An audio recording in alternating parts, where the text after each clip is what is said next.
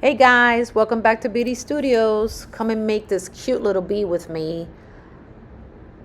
And here we go. I'm just going to use 2 pieces of styrofoam little balls that I had around. And then I printed up images out of the internet just for inspiration. Could be cartoon, it could be more realistic, but just something to have as reference. So we're starting off with these 2 little foam balls that I've kind of squished so I can have more of a little shape of the body, and then I'm going to attach them with a toothpick. Yep, right there.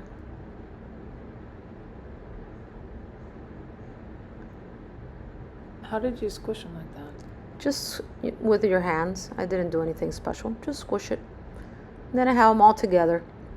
I don't even remember, but sometimes I like to add glue. I don't think I ended up adding glue. Right. Because it just stuck really well together.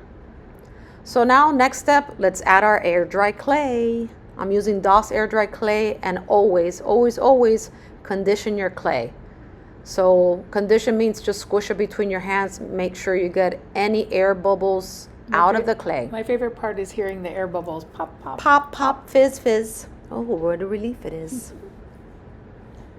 You're dating us. Yes, I know. So what am I doing now? I'm just rolling out the clay. Normally, I would have 2 rulers and make sure that the clay is all even and perfect, but I was feeling lazy. The point is to have a thin layer. So before you add it, add a little bit of water. Before you add your clay to your armature, add a little bit of water. It's almost like your glue. Then I am using my handy dandy tool and cutting off the excess. I just like to squish it all together and just rip off pieces like I did right there. So you're just kind of eyeballing it. Yeah. You don't want too much clay, why waste it? And then here comes the part where you have to take your time. Take your time, move everything around, move the clay to the parts that need more clay. And if it's wrinkled, we're starting to release the wrinkles and soften it, but always moisten a little bit. Not too much. So we've talked about this. Yeah. We have to have the Goldilocks. Right. With air dry clay, what I'm doing right now with my hands is smoothing everything out. The moment you start touching the clay and it doesn't smooth out and it gets wrinkled, your clay doesn't have enough moisture. If you put too much water, your clay will smush right off. Right. So you need somewhere right in the middle. Right. So my trick is, as soon as I feel the clay is not soft enough in my hands, I just moisten with a little bit of water. And my favorite tool, my thumbs, my fingers, until I bring out real tools. Right. That's my favorite. That's my favorite tool right there too. So what I'm doing right now is I'm just emphasizing the little neck, because I'm only going to do 2 parts to this body. It's just going to be the little body on the bottom and the head on the top. Just keeping it simple. So what I'm doing now is whatever I couldn't do with my hands, I'm finishing off with my tool. And you're not too worried about making it super smooth. No, but I do want to get rid of any creases, any Right. nail marks that I did with my fingernails. Not that my nails are very long, but hey. It's easy to do. And then squish the clay in between, so you do have a little bit of a waste. So what I'm doing right now is just going to add another piece of clay to the, what am I doing here? To his belly or to the bottom? To the bottom, to the back, giving it a little bit more bulk in the back. Once you do these pieces, you forget what you did. But I just kind of let it speak to me. I really didn't have much of a plan other than some 1D printed bees as inspiration, just to refer back to something. So I gave it a little more thickness on the bottom. Now you're defining the 2 parts. Right. And again, I don't want to lose my neck there, so I keep on pushing it in the middle.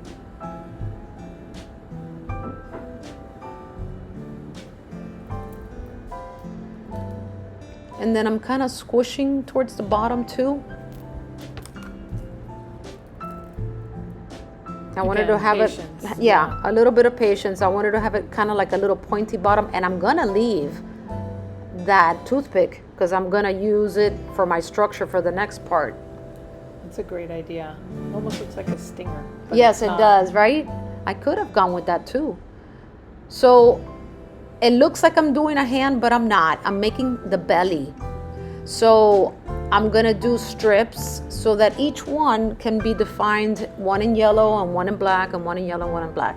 So instead of sculpting it like marks or whatever, I needed more bulk. Kind of like a fat belly. Making little rolls. Little rolls, exactly. So you're always thinking about color also when you're doing this. I like that once I do pieces, there's a clear demarcation of where one color starts and the other one starts. It makes painting a lot easier. You're not really doing a realistic face. Right. Then you wouldn't do that. But when you have something whimsical like this, it's kind of fun, almost like, think about it like a coloring page. Yep. This is kind of like your outline. So I want to be able to get in the nooks and crannies and define one color and the other. Plus it's cute. It is cute. I do like it. The problem with sculpting small is patience. Yeah, so give yourself a little relaxation. Just sit back and enjoy the process and just have patience, because little things are very Fidgety. Yeah. And so there, once I applied it, and also sit back. Once you apply it, sit back and look, okay, where do I need to add more bulk? Look at it from All angles. all angles, because I've done this flat, and then when I lift it up, I'm like, oh no, I don't like it. Right. So just take your time and do a little That's part of the fun of the process. finishing. And also the finish is important. Even though you're not going for perfection here, you still want it to have a smooth finish, so when you apply the paint, you have a nice, even if it's going to be a little textured, you still want a nice finish. So what I'm doing here is redefining the back from the belly.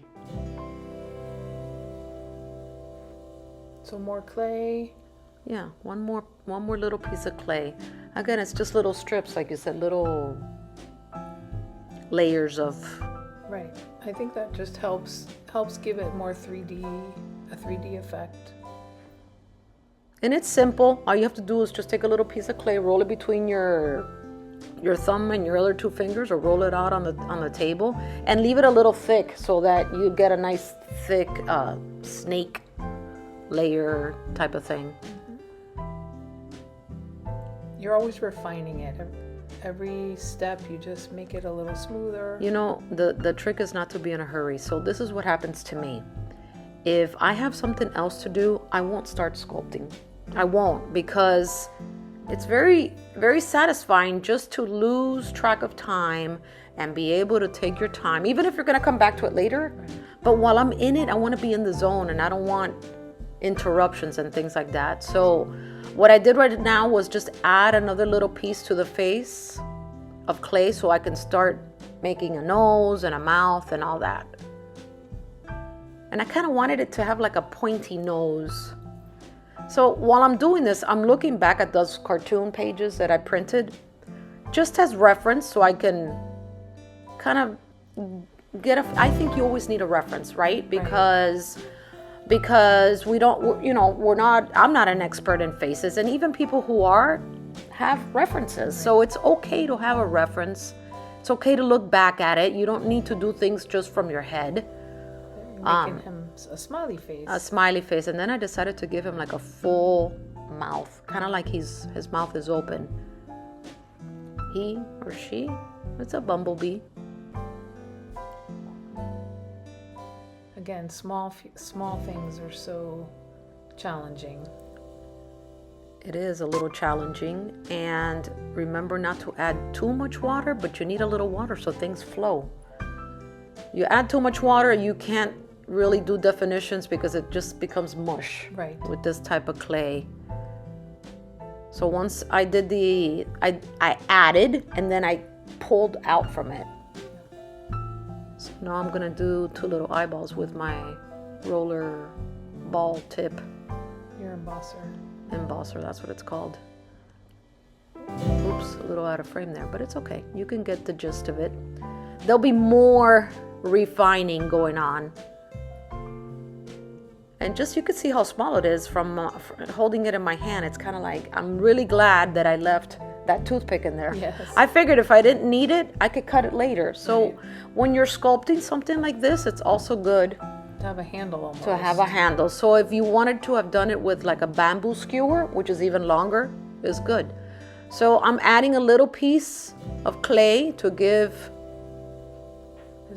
his little nose. But notice how it moves around, because I have it very wet. Right. But I want to blend it really good. So I need to keep it and just play with it.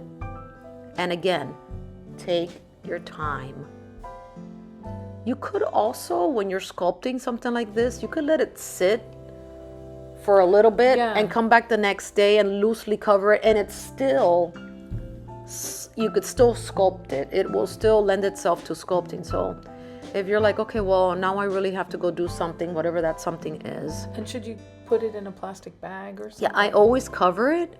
If you don't, it's going to be too hard the next day. Can you sculpt over dry clay? Absolutely. But if you want to continue playing with it before you commit to that final nose, let's say I'm really not happy with the nose, keep it covered, not tightly, just a loose cover over it. And when you come back the next day, you could still add wet clay and it will still be workable. It's good to know. But once it's hardened, you can't take away, well, then you have to sand. Yeah, which is a mission. It's a lot of sanding if you want to take away a nose completely. But it's easier to add than to take away. Right. So what I did again was that I'm those indentations I did for the eyes, I'm blending it over to the nose so I can get that crease, like we all have that crease in our eyes that goes to the nose, kind of that idea. Because he has a kind of human face. So I'm going with that. So now I think I'm making 2 eyeballs. I'm so crazy. I use both my hands. It's good for your brain. Yes. Okay. Art is good. Art is good for the brain. It's so true, though. He's coming to life. Now, the features really help you see what your finished product is going to look like. And like I always say, paint is everything. Yep. It's kind of satisfying seeing it come together, even though I made it. You make something once and then you're like, how did I make that again? It's good to look back at your videos and say, oh, wow, look at that thing. So I'm giving it more of an open mouth. And if you don't want an open mouth, you could just make a smiley. A smiley face will be just perfectly fine. And sometimes the clay talks to you. It does. Give me a mouth. I want a mouth. Okay. And in the process, look back where you've been touching it. Since you've been touching the bee all over the place, I always try to look back and see if one of my fingers messed something up. I could still have time to fix it. So this is another embosser ballpoint tool. I think it's a polymer clay thing. You could use it for whatever you want. It doesn't... Oh, hello. Hi. Hi, little buddy. You're coming together. You could be so cute. Wait till we're done with you. So now what I'm doing is I'm taking a smaller brush and just cleaning out and softening more than cleaning out, more like softening it. Since the clay is still moist, you can do that. And if you lose any definition, you go back in and add it.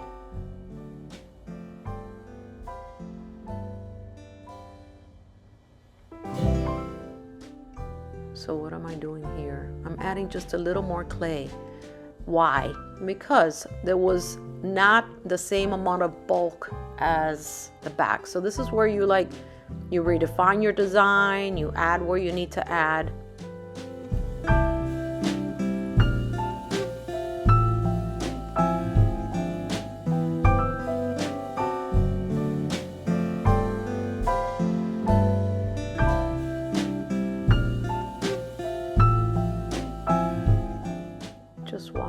Just watching the process.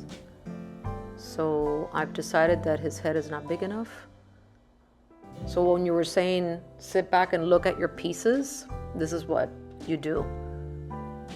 You wanna look at proportions. You're giving them kind of jowlies. More like cheeks, maybe. Cheeks. More cheeks. Right. Like you look too skinny to me. All right, so what am I doing now? Okay, so what I'm doing now is adding like defining the back from the belly. I can't explain exactly what that is because it's whimsical, but it's almost like a walnut shell, what I've done there, but it's his little coat. I'm giving him a little red coat in the back. I didn't want it to be just one color. I really, between me and you, I just went with it. I didn't know exactly what I was doing. I just kind of let it dictate. How does it look to me? And maybe somebody else would take a different approach to this design. But this is my interpretation. And since it's not really like Realistic. realistic, you know, you can... No rules. Right. You can take artistic license. And he looks almost like a superhero. So, okay, that's his cape then. No coat. It's a cape. Okay. We're going to go with that idea. It's a cape. So I added, again, like I did to the belly, but just here on the sides, almost like the side of the coat, almost like the side of the cape, if we're going to go for a cape idea. And you're just blending. Yeah. You control the clay. Don't let the clay control you. And the water amount is what dictates whether or not you're going to be able to control the clay. If you add too much, you can always take like a paper towel and dab it. That is a good thing to say. Or a dry brush. Come back that's and a good thought too. that way you spread the moisture around. So see there, it's a little wet, but just take your time and blend it. He's Coming together, yeah, coming together. So I want to redefine that really well. And so that's good for when you're going to come and paint later on. So see how you have that clear line? And now I'm redefining the belly. Because when I paint it, I don't want there to be muddled where one line starts and the other one ends. It's good to have that definition. Okay, now I'm doing the other side. Same idea. So what you do is you drag, you put on the new clay that you're attaching, you put your tool at an angle and you drag it down to blend it.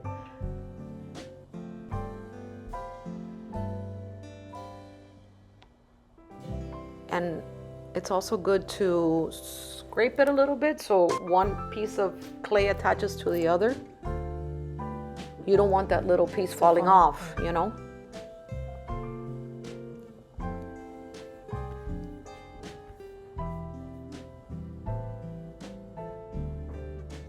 Okay, so I think I'm adding just a little more bulk to his back. Yep, that's what I'm doing.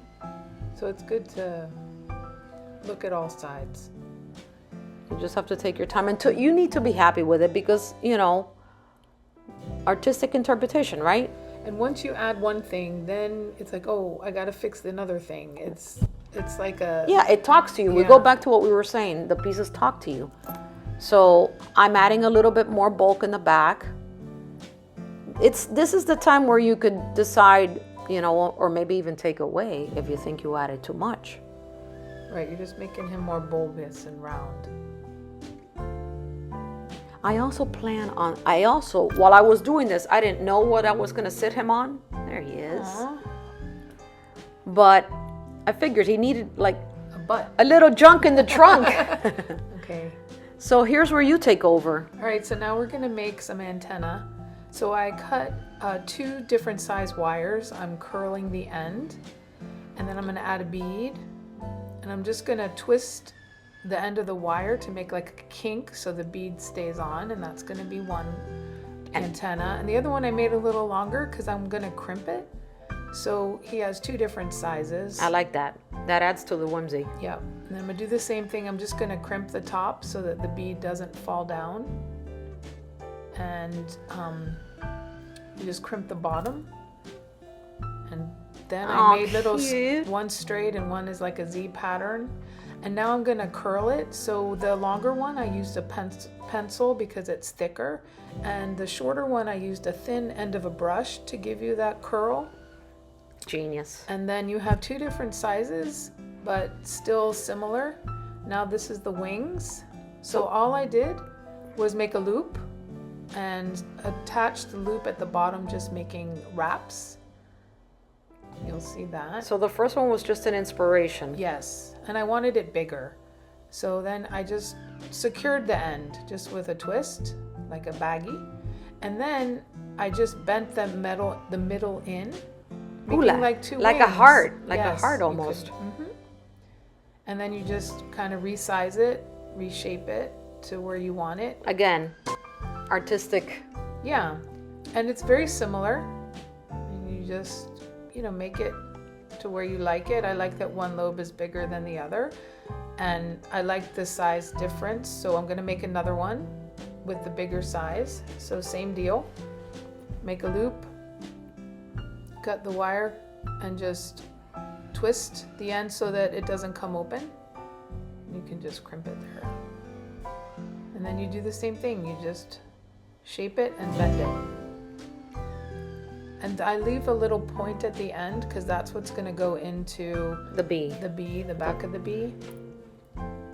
And so they're not exactly the same, but it's similar. It's whimsical. There's no need for symmetry here. I actually kind of like nothing is really symmetrical in That nature. that is true. So you had those two, and Not sure which one I used, but there we go. We'll see. There it is. well, obviously we did not have the video of when we inserted the wings and everything else, but basically You can see. you could see it. We used a hand drill Right. to open 2 holes after the bee was dry. Make sure it's dry for sure. And then Dee inserted the antennae and used I The think wood you said glue. The wood glue? wood glue, because you see how it's yellowy? We used wood glue. Then she did the same thing for the wings, and she did the same thing for the hands and the feet. And now I'm painting. So we go back to what we talked at the beginning. See how there's clear definition of where one color starts and the other one ends. I like that. I like that I have a guide for my painting. Makes life so much easier. You're right. It's like a coloring book. It just tells you where to paint. Yep. And then I had a hard time trying to figure out, did I make the head yellow? Do I make the head white? Do I make the head what? Right. So that's part of the artistic process as well, but I don't care. You can change your mind and repaint it. That's right. You want it to be recognizable, but not realistic. Right. And be careful about using yellow with black because it turns sagey green, not hunter green, but it turns sagey green. So you'll see that in a little bit. I decided to paint the back first like a soft yellow, and I added a little black, and I'm like, ugh, it's green. I should know better. But your friend doesn't have a lot of patience. So there I was doing white and then a little gray, and I hated it. You have to go through this process, right? Right. You gotta hate it. And then you're like, I kind of love it. And then I'm like, well, sugar, I'm going to make it red. But right now, it wasn't dry. So in the end, I gave it red lips. And a beautiful pedestal. Yeah, but you'll have to stick around for part 2 to see the flower where the bee sits on. Thank you for watching. Stay focused, stay centered, stay creative. And subscribe. Thank you. See you next time.